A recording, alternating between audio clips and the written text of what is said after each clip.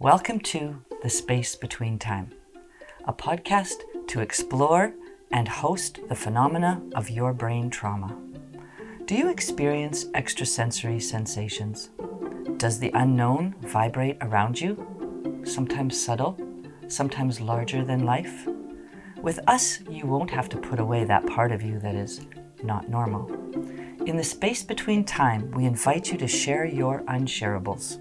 Let's explore how your experience has shaped your life. Our goal is for you to know that you are not alone. Hi, welcome to the space between time. We're back for a second segment, talking to Marilyn about the experience of her traumatic brain injury. Hi, Marilyn. Hi. How are you? Good. Peachy keen thing. Good. So, okay. In our first session together, we were talking about many things, like many parts of your experience. And as we work to build the story and share with people, I thought maybe it would be good to go back and just sort of expand on some of the topics that we talked about. Okay. So one of the things that I was really that I think a lot of people experience is that feeling of coming to know who you are, again, after a traumatic brain injury, because Takes a long time. as in your case, yeah, like you had the coma, you came out of a coma, and you didn't know whose eyes you were looking through. You were completely unaware of who you were, where you were, who the people. No idea, no memory. It's gone. And for me, that's that's a really fascinating and difficult part of your journey, to begin life as if you were reborn, but old enough to know there's a reason, there's something that's missing. I mean, when we're born as infants, obviously we don't know anything, or we do, but we don't know that we know anything. I know how to read in my arithmetic, yeah. That's important. Everything else you learn from scratch. And you didn't even know how to walk. No. And talk. And think. Feed yourself. Maybe you could sort of describe the memories you have of. I remember crawling, learning how to crawl before I could walk. While you were in the hospital? Yeah. I had physio, I learned how to crawl before I could walk. And during that time, are you aware of thinking, like, how come I'm this big? I'm a person and I don't know how to walk? Like, do you have any? You don't know any different. I didn't know any different. I had no memory. There was nothing.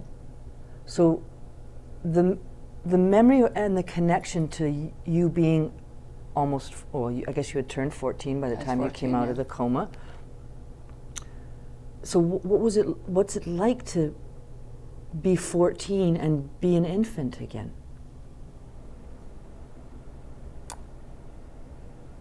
I don't know any different.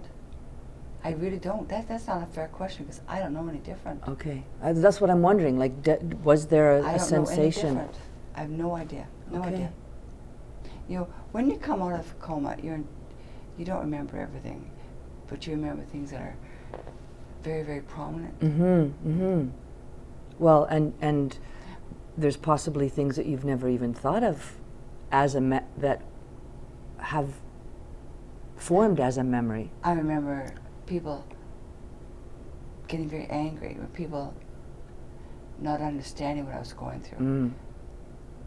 The confusion and the frustration, going through confused frustration for years, because people couldn't understand what I'm trying to say. Even now, I have a problem explaining things. It's right in my head, right, but what comes out of my mouth is not what I want. It was not in my head. So is there it's like a time lapse? Like you know how people say think before you speak? Yeah, that's funny. I shouldn't laugh. Yeah, of course laugh. Think before you speak. Remember before you talk. Think before you speak. I got told lots. I got told that. Think before you speak, Marilyn. And I do think, but it doesn't, the message from my brain did not Right. come out of my mouth right. Because thinking for you after traumatic brain injury is completely It's not the same different. as what other people. People like to compare you to the way you were or to other people, and you're not like other people. You are a completely different person. Yeah. I'm really having a hard time explaining that. What I'm thinking does not always come out of my mouth right. The message gets mixed up along the way sometimes. Repeat the question again. Oh, just how expanding on, and because I think this is such an important aspect of anybody who's gone through some kind of brain trauma. What I'm the thinking. thinking. I have to stop here. Yeah. What I'm going through right now, a lot of people who's had strokes, who's had heart attacks, any kind of brain problem, is understanding exactly what I'm saying right now. Exactly. Okay. Yes. Because they're going through the same thing. And it takes a lot of patience and a lot of time and frustrations and a lot of tears to think you're not crazy anymore. Because the message in your brain does not come out right of your mouth. That's where the confusion and frustration comes in. And the tears, lots of tears. So it's not even a matter of remembering, like it's not like you can just remember a word. It's You have to think about what you're Right. trying to say. Every word comes out of your mouth. You got to think about what you're trying to say. And is it like, I'm trying to, in my mind, I'm a visual person, I'm thinking like words or things sort of zapping around in your mind, like how do you try to find? To say the word, you have to try to think about how to pronounce it. It sounds stupid, but you really have to try to pronounce it. Oh, okay. That sounds weird. No, I know what I'm talking makes sense. about. You don't. People who have a problem thinking, Yeah. they have to think about how to say the word. If you have to think harder, does it make it more Smoke difficult? comes out of my ears. For real? Is that why you have cotton in your ear? Cotton. No, there's another reason for that. You stop the smoke. Don't make me laugh. Oh, now I always wondered why you had a cotton in your ear. I have cotton in my ear because I get infections fast. Okay. So, I think it's really interesting to have, and I hope that people will comment and share on our Facebook and our YouTube page, The Space Between Time, when we are sharing this. I think the more people get to speak about what happens inside of them, what they feel, will also help to have other people to have understanding. I think that's the gap between understanding, right? I'm trying to understand. Okay, I know what you're saying. I know a person who had a foster child. This foster child had a problem. And I knew exactly the frustration that this child was going through. Okay. And I said to the foster parent, I told the foster parent what's going on with this child's head. And as soon as she understood what I was trying to say, she could understand the child better. Because the frustration, everything just comes, you know when you chew gum or toffee and it gets all clustered up in your mouth? That's what it feels like in my brain when I'm trying to talk. Like right now, I'm having a really hard time with the words. Because you're thinking hard. Because yeah. And it is normal to, like, there's times I can't speak if I'm trying too hard to make sense of something. When I get more relaxed and let it flow, that's when you go blah blah blah blah blah. Right? Yeah. Then it flows. So, I think the understanding is a huge component, to have friends and family to be able to understand you. And then you can relax. You're going through a little bit of a rough time, but the people who are there to take care of you or to watch you or to be with you, they're going through a worse time. Right. Because they want the old person back as they knew. And you look fine, you look great, but only you don't think the same. You're healed on the outside, but the inside is... It's a bunch of hooey. Yeah. Yeah. How did you find, was there a time that you can sort of think that people came to understand you finally? No. Or Never. never? Never. Do you feel that you were accepted as the new Marilyn? No. Well, I've got no choice. I'm not going to change because I Right. don't know any different. But from, let's say, family and people, friends who knew you before, or were they always trying to look for the old Marilyn? I don't know. Like in the way they I keep responded to you. I keep to myself a lot. But as you grew up, when you were home, let's say when you were home and growing up at home after the accident. They'd walk away from me. My mother told them, if you don't like what Marilyn says, get up and walk away. So I was alone a lot. How did that make you feel? I couldn't understand what I said. Right. Because no one told me what was going on. No one said anything to me. So they'd get up and walk away. So did you feel like you had done something wrong? I felt like, what did I do this time? I didn't have any idea. So I just keep on my married life, you know. And did anybody explain to you? Never. Never. That must have been really difficult. It's very lonely. Mm-hmm. And now I'm very much alone now. I keep to myself most of the time. So that isolation that you feel or felt, still feel, Yeah. I think you've come incredibly, like the distance you've come in terms of working on your own self through all that is huge. And I know we're going to cover, as time goes, we're going to cover those periods of time in your life, and I think it's really important because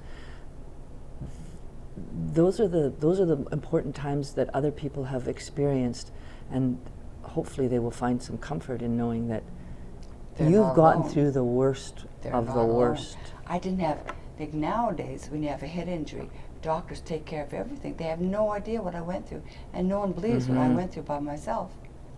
You know, and I feel like this is not fair. Mm-hmm. But the I don't want strength of anybody who else to you go are. through what I went through. No one. Yeah. That's very powerful. Because they're not alone. Been there, done that. Don't want to do that again. Mm-hmm. As part of the thinking process and the evolving sort of back into this new self, one of the things you talked about was your senses. So I imagine like your senses are all sort of knocked, everything starts from scratch. You have to learn from everything. You have to learn how to smell, how to taste, what you smell, what you taste, what you're seeing. Colors I knew what colors were. I knew a little bit because I had a past memory. I had long-term memory. Didn't have short-term, and I still have long-term. Short-term, it's getting better, but I'm doing different things now to get better. So that's a forever life thing. That's a forever, everyday thing. Yeah, you always have to sort of almost not back to square one, but there's a sort of a routine in your life that you have to. I have to follow routine because I forget. Okay. What would be an example, let's say, of your daily thing that you have to? What I do every day?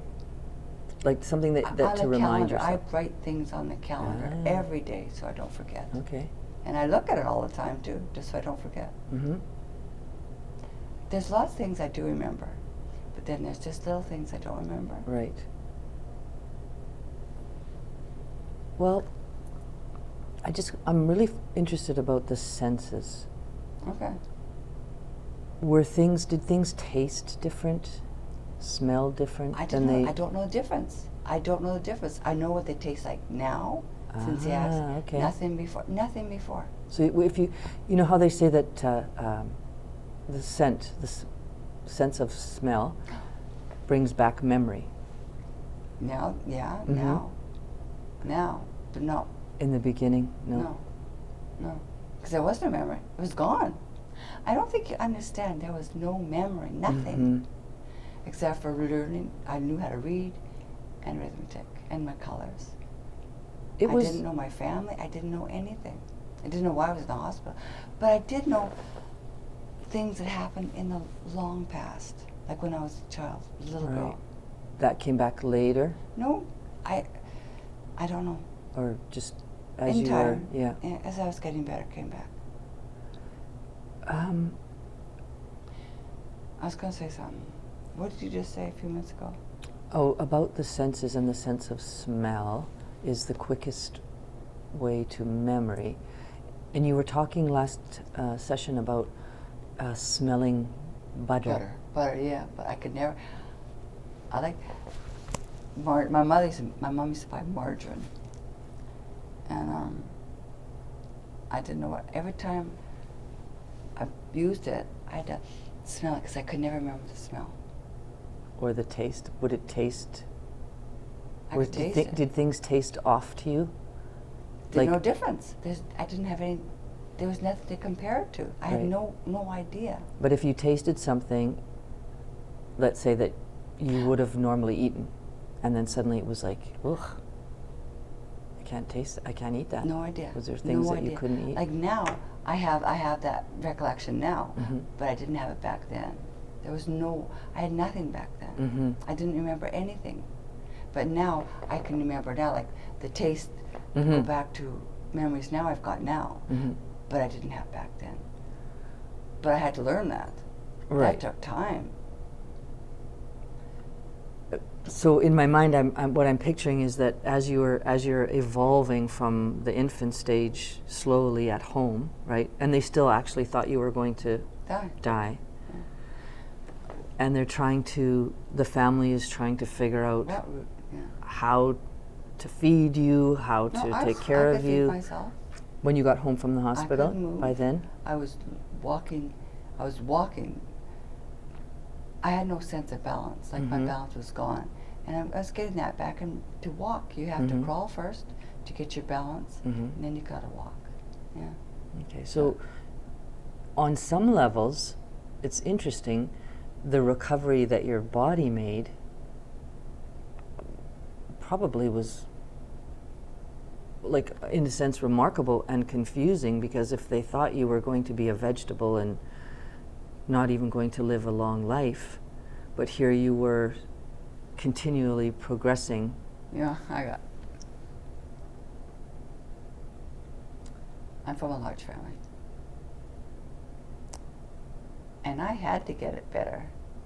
Because if I didn't get better, I was really, what was I going to do? I had to fend for myself. So I got better. I had no choice.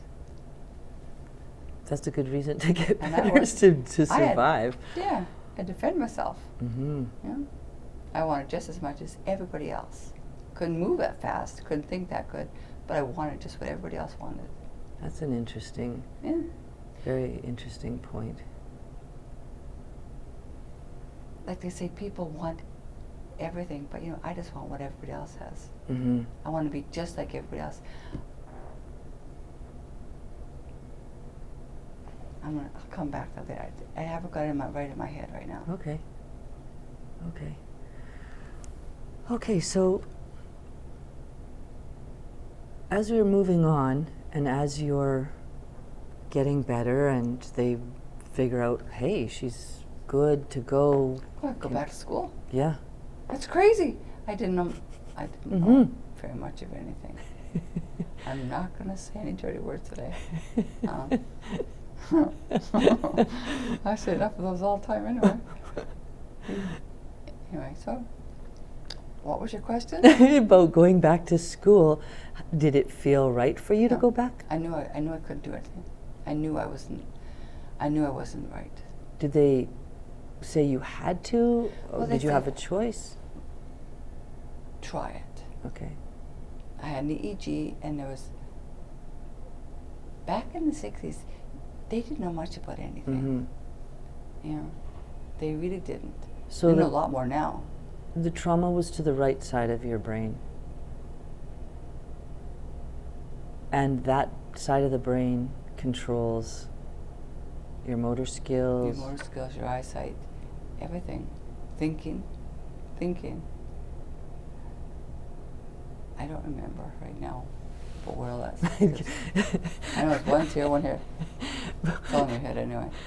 It's all in your head. Could they tell how your brain was able to function and to form? Obviously it formed lobes, messages that you could walk? 27 years I had an MRI. Did we talk about this last time? And after being so thoroughly disappointed in all these doctors for all these years, not knowing anything, after I had the MRI, the lady who did it, I was there for a long time. I think she did it twice. And she said to me, phone the doctor, make an appointment with the doctor in 2 weeks to go see him. I said, yeah. And every time I've gone back to the doctor, I've always been thoroughly disappointed, like they got nothing. So I didn't phone him back. So 2 months later, I got a phone call at 10 o'clock at night, and it's a doctor's assistant, and he said, please come and see this doctor. He's a neurologist.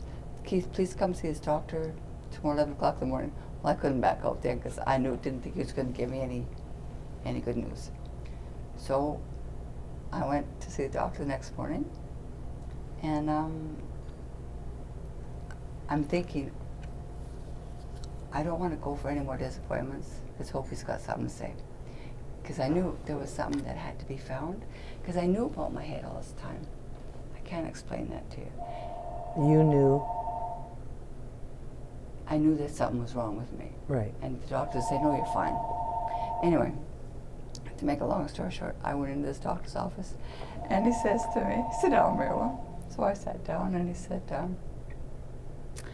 I have some bad news. I said, okay. He said, we didn't find anything.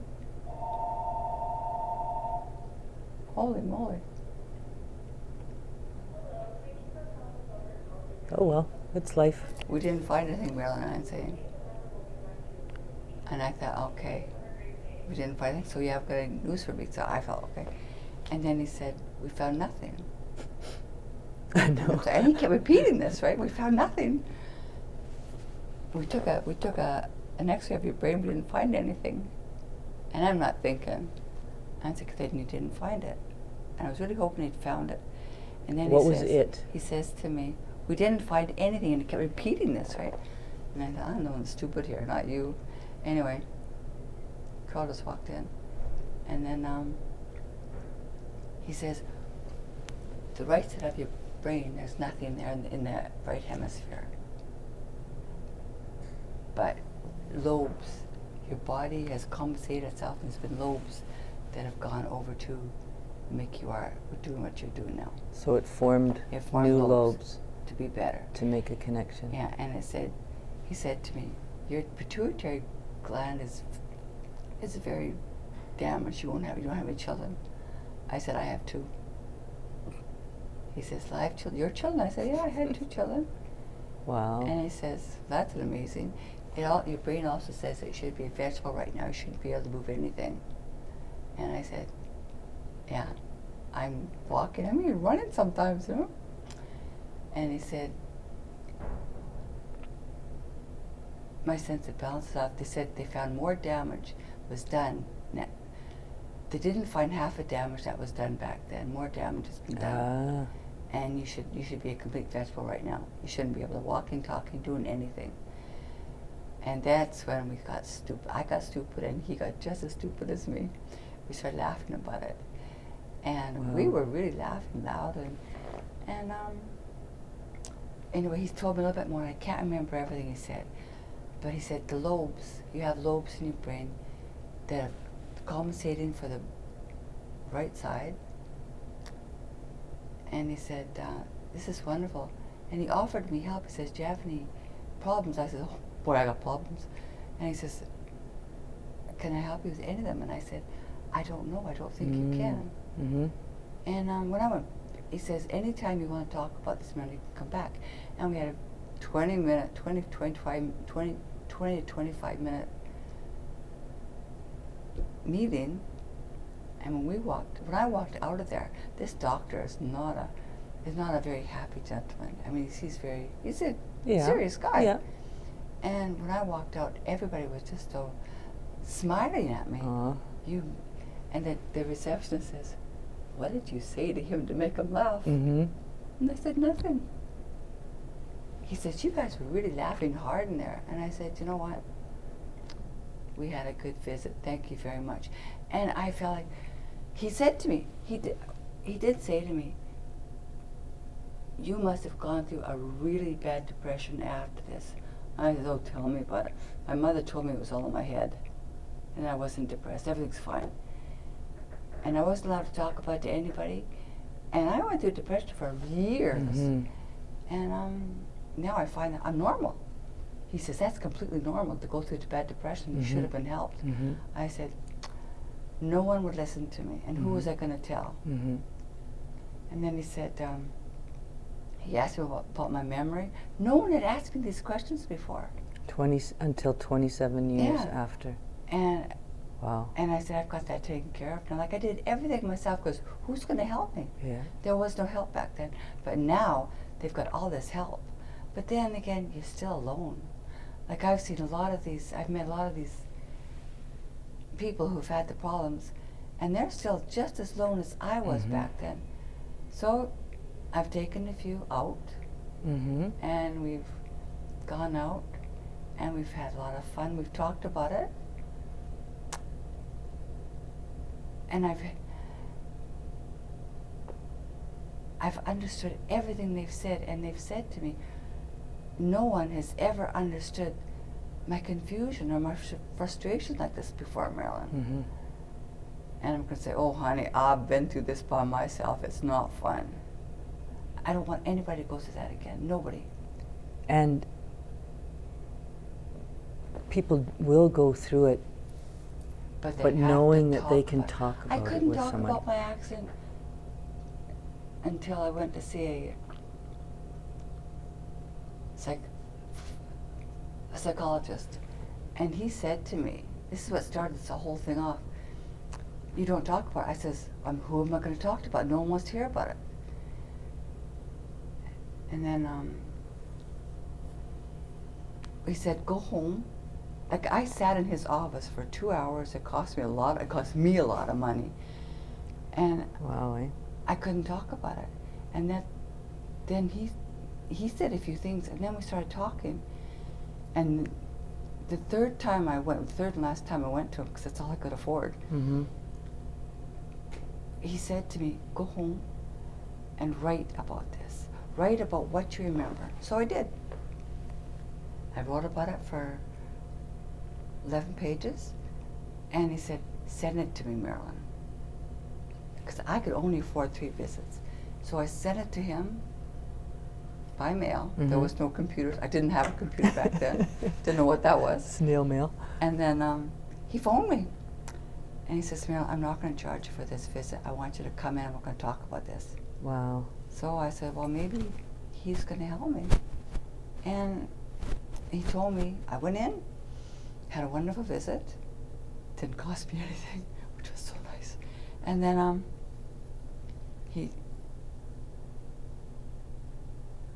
he offered different advice. Mm-hmm.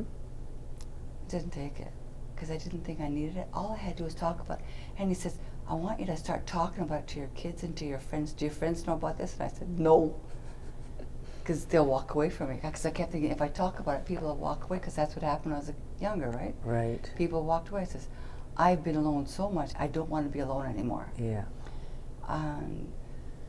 So now I started telling my husband about it, and he doesn't want to hear about it. And I says, girl, I have to talk about it. I have to talk about something. Mm-hmm. And so he's okay with it. And I And then he could better understand. He could understand me a bit more. Mm-hmm. Because you would have there's so much emotion behind all that, right? All the He didn't walk away from me. the He fear. didn't walk away from me the first few times I talked about it. But then because he figured he couldn't do anything to help me, he started walking away, and I said, okay, it's enough. It is sadly very hard to know Sure. what to do for someone that you There's care no about that you idea. can't. Yeah. So I thought, as soon as a person walks away from me, I'm finished. I don't talk about it anymore. So Well, then just it's took not it. like you want to go through life explaining yourself all the time. I mean, No. that's, who even wants to do that, right? It's because you don't want to feel like there's something to I explain. have to say, before I forget, I'm sorry for No, interrupting. absolutely, it's The doctor fine. said to me, and I know we all go through this. You guys don't understand it. I have stupid days. Stupid days, and he asked me about this. Do you have any days where you just don't feel very... I can't remember how he said it. Do you have odd days? I said, oh man, I call them the stupid days. Yeah. I never know when they're going to happen. Whatever comes out of my mouth is complete baloney. That's a good word, baloney. I know, so you had It's a to very think good word. for that one. Yeah, To say, don't worry you're though. trying to get a message, and it just sounds like complete horse hockey pucks, whatever you call it. Yeah, I'm trying so hard not to say No, dirty don't words. worry. Just be you. He said to me, when is this going to happen? When do you think this is going to happen? I said, I have no idea, whatever comes up. But then when I realized people's faces, what the heck is saying, that's how I know I'm having a stupid day. And my words I have to think about everything I say. I mean, I really have to think. How are we? I recall something in your journal that I can't remember which doctor it was with, but you actually had a pretty incredible experience with that doctor in terms of being able to see and say things about that was him. The psychologist? I only met him once. Loved him to bits. Because he knew he knew I wasn't stupid. He knew I was really trying. And the questions he had, the answers he had, he knew I had so stupid things days. made sense. Yeah. Finally. He knew I had terrible depressions. He knew about my mouth. Like, I swear a lot. Right. I've got no control over that. But right now, I'm gonna. You're doing so proud of good. myself. I'm doing really good. Yeah. So just to have someone to qualify that what you are experiencing is important. Yeah, it's like it's normal, even though you think it's not normal. But for that brain injury, for that trauma, I wasn't stupid. no. And I wasn't crazy. I wasn't nuts in the head. Yeah. And I knew I'm not alone anymore. Because there's other people out here like me, but no one's talking about it. Oh, baby, if we could talk about it, we'd talk your ear off. We sound like stupid people talking about it, but no, but that's the thing. If the comfort that it took you to another level. It did. It made me feel. I got self-confidence now. Yeah. I know what I'm saying now. And so even for other people who are watching us and listening to you and hearing your story, our wish is for them to find comfort and another level of understanding for themselves through this.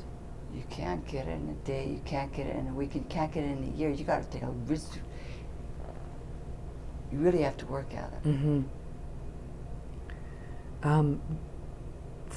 We talked about this in the first session about the new part of your brain, mind, self. The new lobe. The new, yeah.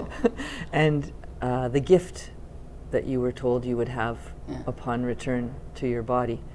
Well, that took a while to figure out. That really took a long time to figure out. So, yeah, as you're being, left out of family and friends and society, so to speak, because you're not normal anymore, or you're not who you used to be anymore, and now you have this special gift on top of it, which doesn't happen that way. It doesn't happen what you're saying. It took years to figure it out. Right, but you had things developing in your mind. You couldn't even say normal things, let alone things that you were seeing and feeling that other people would never. The reason why I had the lobes happen to me, like regenerate in my head, is because I was young. My brain wasn't fully developed yet. Mm-hmm. An older person, your brain is fully developed and you won't get those lobes. Your brain is fully developed. I think it's when you're 21, it's fully developed. I was 14, my brain was still developing. Mm-hmm. You know, like I can't get over about this legal pot in Canada. The kids' brains are still, and kids are doing this, Mm-hmm. and their brains aren't fully developed. We're going to have to take this out of the thing, but that really irritates me. Okay. I would like to, like the subject of your gift and you being able to know things before they happen probably felt like a huge burden, I'm wondering, at some point, because you couldn't tell anybody. I didn't have anything. I didn't know anything. So when you first experienced it, but not knowing what it was, right? All I experienced was having dreams. Oh, okay. A few years later, I had dreams. Like one night, I had a dream about my cousins I've never seen before come to visit, 2 of them, and we were going to have spaghetti meatballs for supper. This was your dream? This was in my dream, and I really, really liked this person that came over. There was 2 of them, and I forgot about it. And then all of a sudden, about a month or so later, my cousin came out of the blue. 2 of them came out of the blue, and they came to visit, and we had spaghetti meatballs for supper. And when this happens, my stomach gets really nauseous, and my head goes spinning when it happens, and then I have to come down to earth again. You know? So that's when that was my first one that happened. And then when I'm talking to a person, I knew what they were going to say before they say it.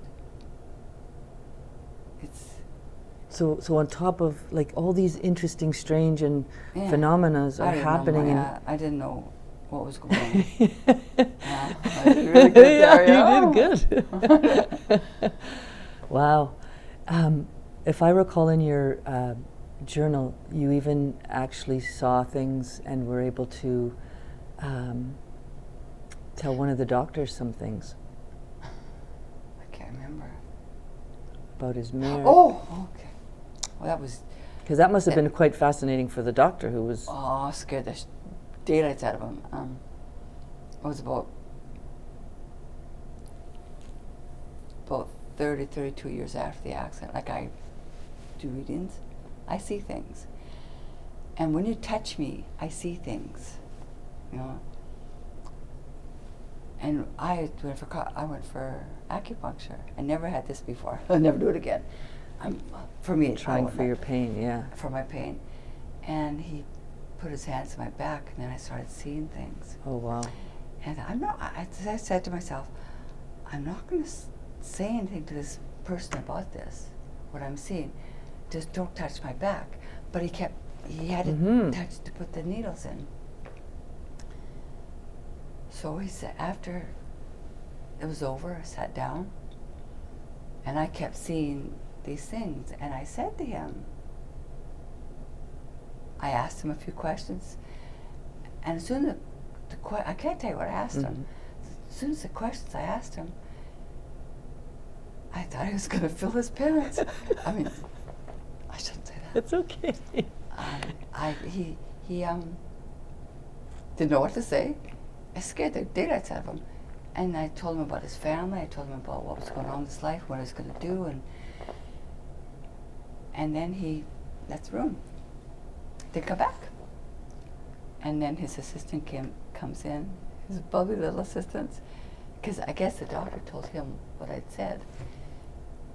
And he came in, and he says, you can get Jessica, go now, the doctor's in the next room. I said, okay. Never thought anything of it.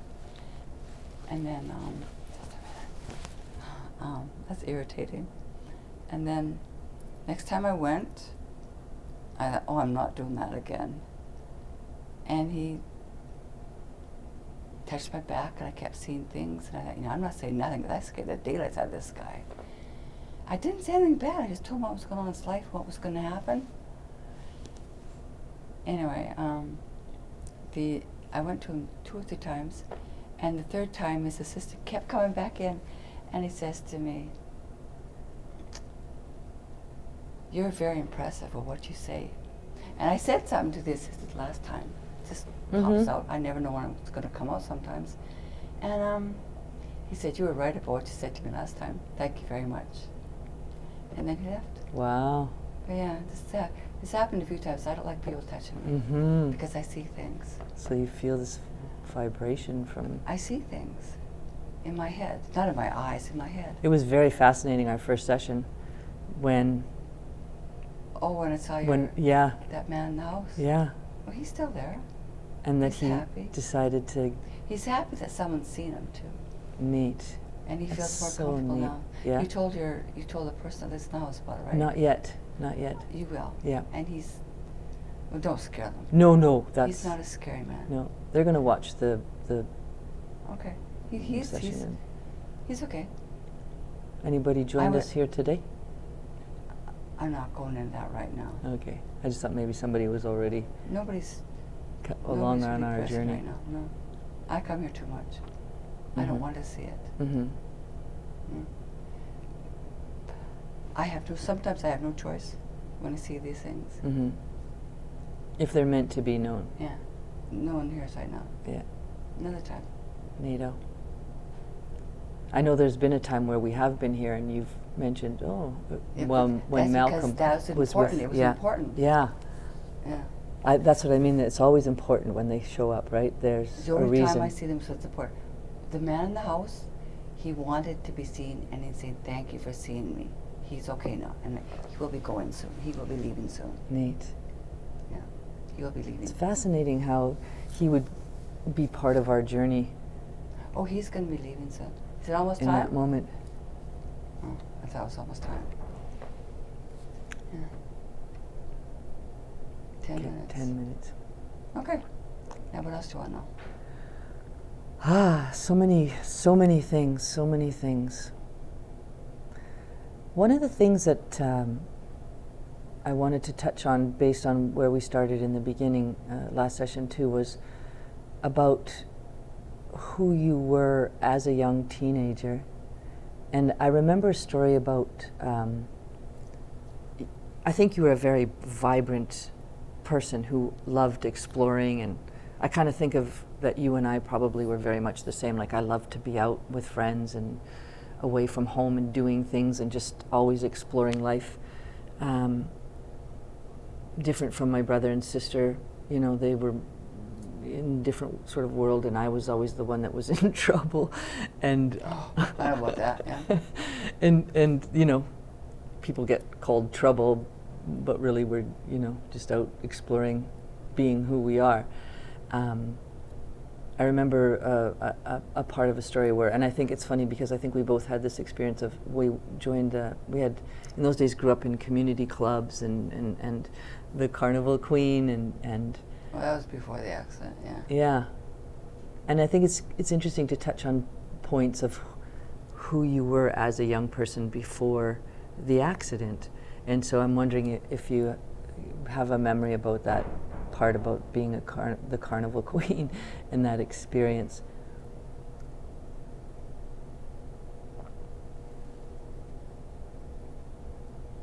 Nothing comes to mind that's just in terms of who you were, because that must have been just before the accident, before, right? Yeah. But must have been. I remember being. I know. I was a Carnival Queen. I don't have any pictures. Nothing.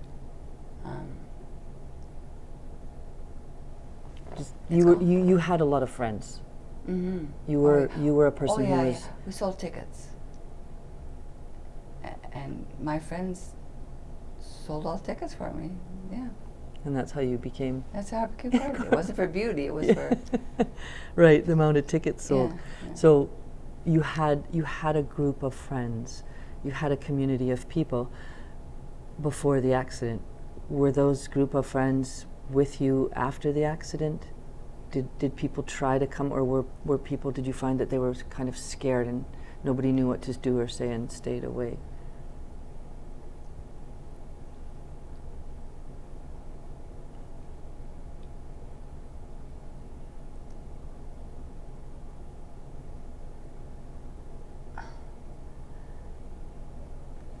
It's funny to say that.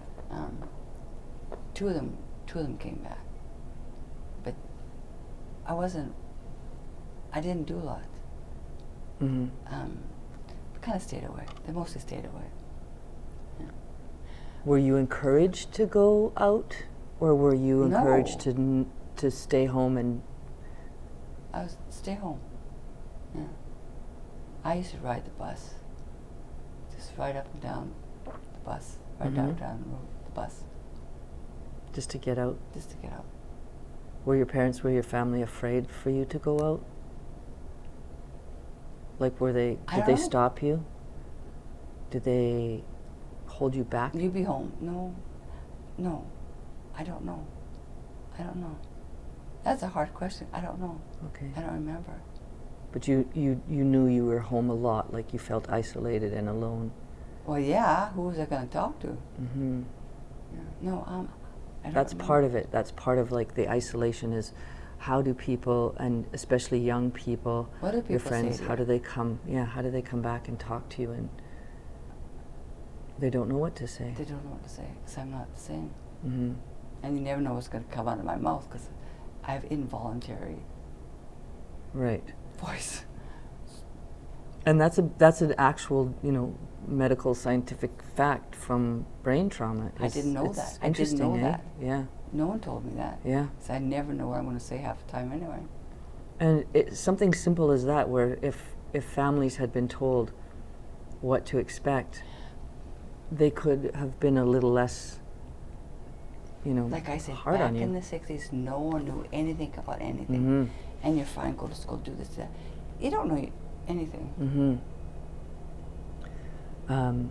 I'm not sure if we have enough time in this session, but there's a really cute story about how you were determined to go to this girl down the street. Kathy's, yeah.